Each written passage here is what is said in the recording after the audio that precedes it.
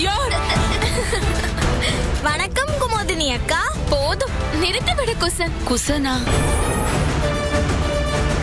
காப்பாற்றுங்கள் அரசே, காப்பாற்றுங்கள். யாரிடம் அடி வாங்கி வந்திருக்கிறாய்? ராம பக்தன் அனுமான் தான். யாரது வருவது யாரது, நேரில் வருவது இடியா புயலா, வருவது யாரு அலைக்கடல் தானா, யாரது வருவது யாரது?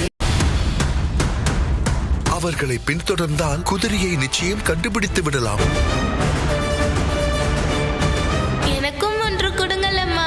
நினைந்து நினைந்து நெகிழ்ந்து நெகிழ்ந்து உணர்ந்து உணர்ந்து உள்ளம் கரைந்து.